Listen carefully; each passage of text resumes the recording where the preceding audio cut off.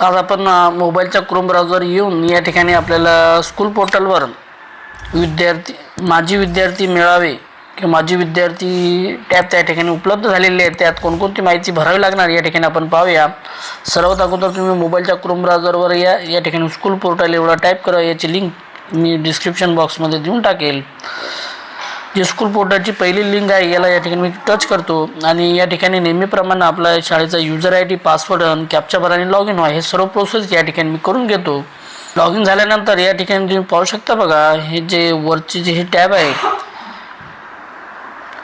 या ठिकाणी टॅब आलेलं बघा, शालेय व्यवस्थापन समिती हीच टॅब आलेली नाही। या ठिकाणी बघा माझी विद्यार्थी संघ ही जी टॅब आलेली आहे या ठिकाणी आपल्याला काम करायचे।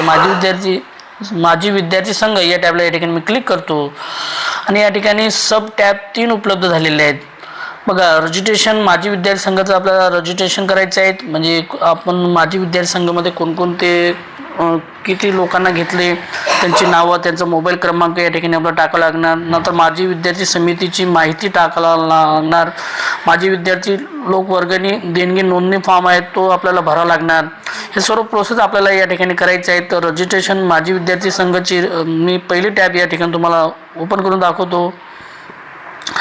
या ठिकाणी माझी विद्यार्थी संघ माहिती फॉर्म आहे बघा। आपल्याला या ठिकाणी त्या माझी विद्यार्थ्याचं नाव, त्यानं कोणत्या वर्गापर्यंत शिकलेला आहे त्याचं नाव, म्हणजे वर्ष निवडा, कोणत्या वर्षाला होता तो आता सध्या काय करतोय, व्यवसाय करतोय का नोकरी करता, सध्या वास्तवाचे ठिकाण आणि मोबाईल क्रमांक आणि हे ॲक्शनला प्लस दिले बघा। प्लसला क्लिक केलं की पुढचा माझी विद्यार्थी आपण घेऊ शकतो। अशा प्रकारे आपल्याला घ्यायचे आणि सबमिट करायचे, म्हणजे या ठिकाणी आपण शाळेमध्ये माझी विद्यार्थी संघ स्थापन केलेली आहे तर याची माहिती या ठिकाणी आपल्याला भरायची आहे।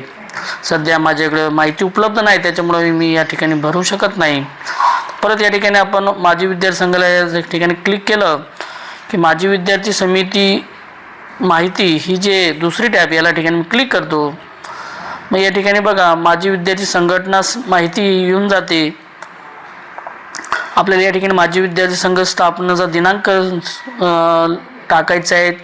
माझी विद्यार्थी मेळावा आयोजित केला आहे का तो टाकायचा आहे, मेळाव्याचा दिनांक टाकायचा आहे, त्याने अध्यक्ष, उपाध्यक्ष, सचिव, कोषाध्यक्ष, सदस्य या सर्वांची माहिती या ठिकाणी आपल्याला भरायची आहे।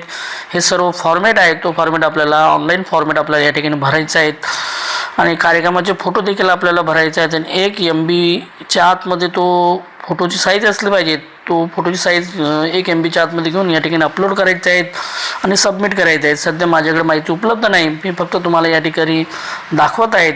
अशा प्रकारे आपल्याला या ठिकाणी माहिती भरायची आहे आणि सबमिट करायची आहे। त्याच्यानंतर परत माझी विद्यार्थी संघ याला जर क्लिक केलं तर जी शेवटची टाईप येते बघा, माझी विद्यार्थी लोकवर्गणी देणगी नोंदणी फॉर्म हे देखील आपल्याला भरायचे आहेत। प्रत्येक शाळेला बंधनकारक केलेले आहेत। या ठिकाणी दिलेलं बघा, माझी विद्यार्थी लोकवर्गणी देणगी नोंदणी फॉर्म दिलेला आहे। आपण वैयक्तिक किंवा सामूहिक माझ्या विद्यार्थ्याचे नाव, कोणी रक्कम दिलेली आहे, देयकाची पद्धत, वस्तूचा तपशील, वस्तूचा अंदाजित किंमत, एकूण जमा हे सर्व आपल्याला ऑनलाईन भरायचे आहेत आणि सबमिट करायचं आहे। सबमिट डोनेशनवर क्लिक करायचे आहे। सध्या माझ्याकडे माहिती उपलब्ध नाही, मी फक्त तुम्हाला माहितीसाठी या ठिकाणी दाखवलेलं आहेत। अशा प्रकारे आपल्याला ह्या 3 प्रकारच्या टॅब या माझी विद्यार्थी संघाच्या 3 प्रकारच्या टॅब आपल्याला भरायच्या आहेत। पुढच्या वेळेस मी तुम्हाला अवश्य दाखवतो, त्यामध्ये ही सर्व माहिती जतन करून मला अगोदर सर्व माहिती माझ्याकडे उपलब्ध करून घ्यावं लागेल ऑफलाईन आणि त्या पद्धतीने या ठिकाणी ऑनलाईन पद्धतीनं सबमिट करावं लागेल। अशाच प्रकारची व्हिडिओ आवडल्यास व्हिडिओ लाईक, शेअर आणि सबस्क्राईब करायला विसरू नका। थँक्यू।